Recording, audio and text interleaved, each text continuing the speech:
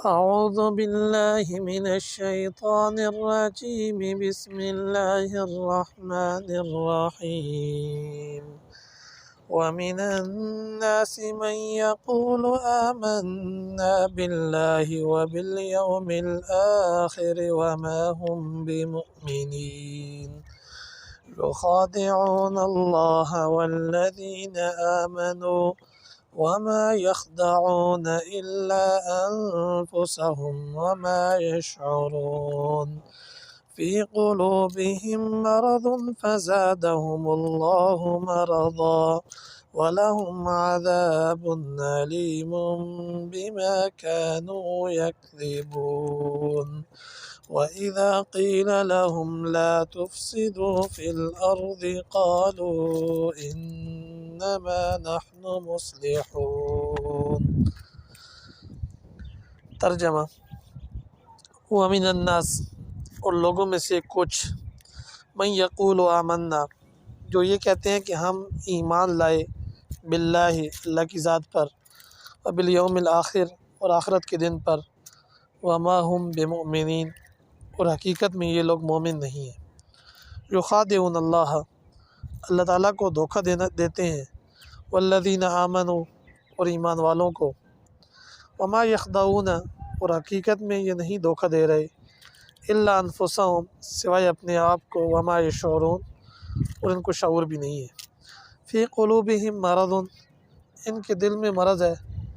بیماری ہے، وَلَهُمْ عَذَابٌ أَلِيمٌ، ان کے لیے دردناک عذاب ہے، بِمَا كَانُوا يَكْذِبُونَ، اس جھوٹ کے بدلے میں جو یہ بولتے ہیں۔ وَإِذَا قِيلَ لَهُمْ لَا تُفْسِدُوا فِي الْأَرْضِ، جب ان سے کہا جاتا ہے کہ زمین میں فساد نہ پھیلاتے پھرو، قَالُوا إِنَّمَا نَحْنُ مُصْلِحُونَ، تو آگے سے کہتے ہیں کہ ہم تو اصلاح کر رہے ہیں۔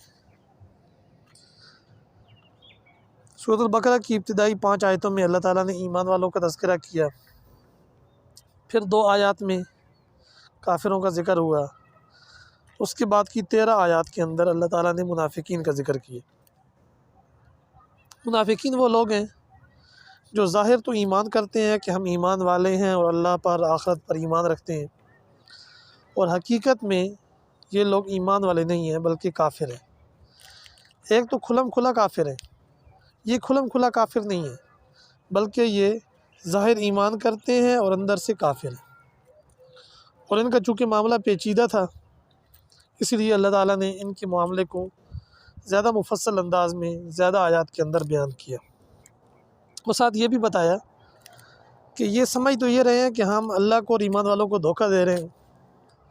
اللہ کو بھی دھوکہ دے رہے ہیں کہ ہم کلمہ پڑھتے ہیں، ظاہری طور پر نمازیں پڑھتے ہیں، روزے رکھتے ہیں، جہاد کرتے ہیں، اور ایمان والوں کو بھی دھوکہ دیے ہوئی ہیں کہ ایمان والوں کی صفوں میں کھڑے ہوتے ہیں، مسجد میں بھی آ رہے ہیں، واعظ بھی سن رہے ہیں، روزے بھی رکھ رہے ہیں،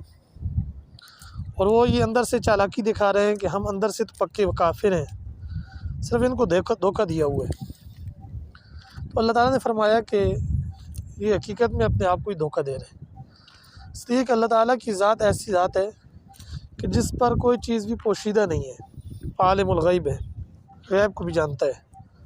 چاہے جائے کہ ان موجودہ چند ایک منافقین ان کو اللہ نہ پہچان رہا ہو، ایسا نہیں ہو سکتا،